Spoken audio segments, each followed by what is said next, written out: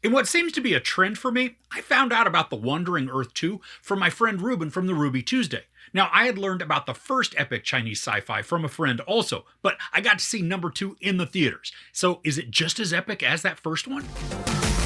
In order to save the Earth, young people once again have to step forward to start a race against time for life and death. So in 2019, we got the Wandering Earth, where the sun was expanding and was just going to wipe out the Earth. So the world built massive engines all over the globe that turn Earth into a spaceship.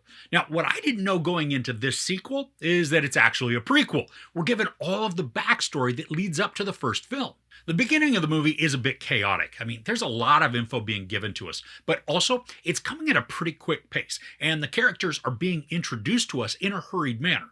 But after about 30-ish minutes, the pace does settle down a bit and the story begins to really take shape. Now the characters, they're more solidified and we're learning who the main players are too.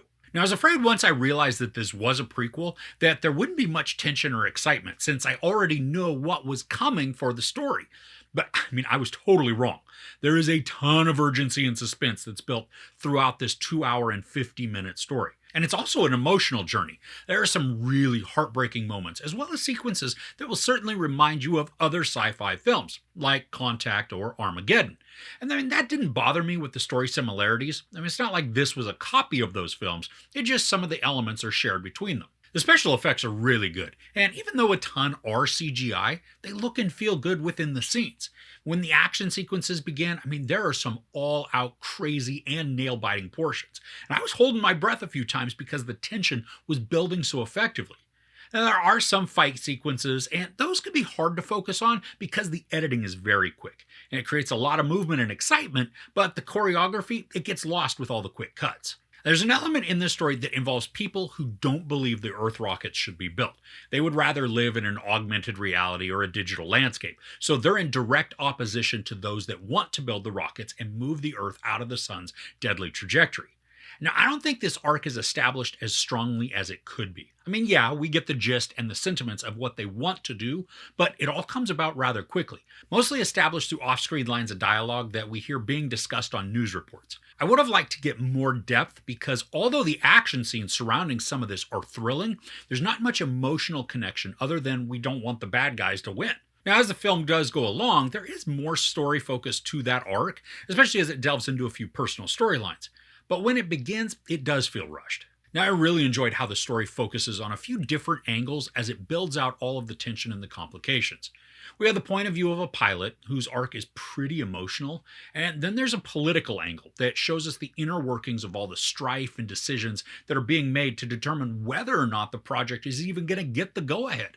And then we have this scientist slash computer guy who also has a very big emotional tie to the story, but his is both tragic and dark. Now, all of these are working together and then even against each other to build some mounting suspense and anxiety. And even though I'm pretty sure I know how a lot of this is going to turn out, it didn't take away from the pulsing energy of the story. I also had a blast with all the different hero moments that we get from the characters. Most are already charismatic people, so they're easy to root for. But when they have the opportunity to rise up and then do something awesome, it's emotionally touching and it gives us the moments that we're wanting. And then a few of those moments I thought were a little surprising, but I love how they showcase character growth, taking somebody who may have been selfish or antagonistic and then allowing them to change before rising to meet their challenge. Now, from a technical standpoint, I've already mentioned that the effects look convincing and good, but there are times when the voices are dubbed or re-recorded, and if you're looking at the mouths of the characters, the words coming out just don't match the voice or the speech. This has especially happened when a non-Chinese character would be speaking English. It was very weird to hear English, but the voice, it was out of sync and it felt poorly dubbed. Now, I found this to be pretty distracting, but because the vast majority of the film is already subtitled, I just read the English-speaking subs also, and then I could ignore the out-of-sync mouth movements. Now, there are also a few times when certain characters are drastically overacting, like in a comical and ridiculous way. Now, there's a team lead towards the end of the film who is basically having a tantrum. And while this is meant to be a tense moment, and there still was tension because of all the other stuff that's going on, the dude screaming like a 4-year-old, it made me chuckle, and it briefly broke me out of those scenes. Now, because this is a prequel, I was wondering how it was going to end up connecting to the first movie. Not just because of the obviousness with the rockets on Earth to propel it through space, but are there actually going to be characters with direct ties? Happily, there are. I mean, one story arc in particular, it leads us right into the next film, which is, the first film, really.